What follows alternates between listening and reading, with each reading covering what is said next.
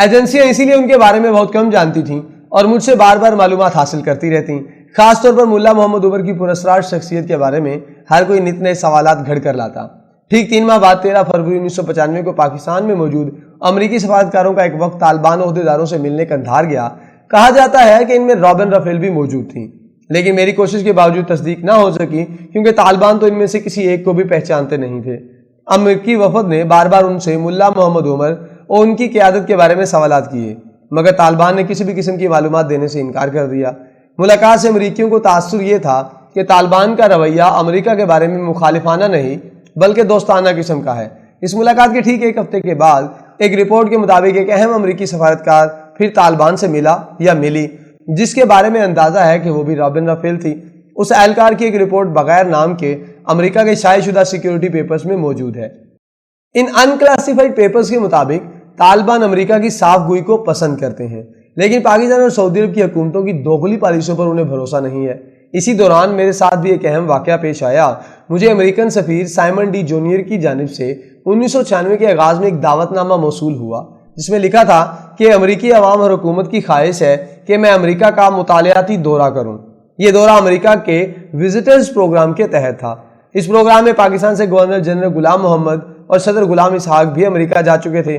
یہ ایک بہت بڑا پروگرام ہے جو تمام ملکوں کے اہم لوگوں کو امریکہ اپنی مہمانی کے ذریعے جال میں پھنسانے کی کوشش کرتا ہے۔ مصر کے انوار السادات اور بھارت سے اندرا گاندھی بھی اسی پروگرام کے تحت امریکہ یاترا کر چکی ہیں۔ 15 جون 1996 سے 16 جولائی 1996 تک 1 ماہ مجھے امریکہ کی لاتعداد ریاستوں میں گھمایا گیا اور وزارت خارجہ سے لے کر پینٹاگون تک ہر وزارت کا دورہ بھی کروایا گیا۔ بظاہر یہ دورہ ایک 8 رکنی گروپ کے ساتھ ہوتا رہا، لیکن مجھ سے علیحدگی میں لاتعداد ایسی ملاقاتیں کی گئیں جن میں مجھ سے صرف اور صرف طالبان اور ملا محمد عمر کے متعلق معلومات حاصل کرنے کی کوشش کی جاتی رہی۔ میری معلومات بھی واجبی سی تھیں اور ظاہر بات ہے طالبان نے خود کو خاصا محدود رکھا ہوا تھا، اس لیے میں ان کے لیے کچھ زیادہ سودمند ثابت نہیں ہو سکا۔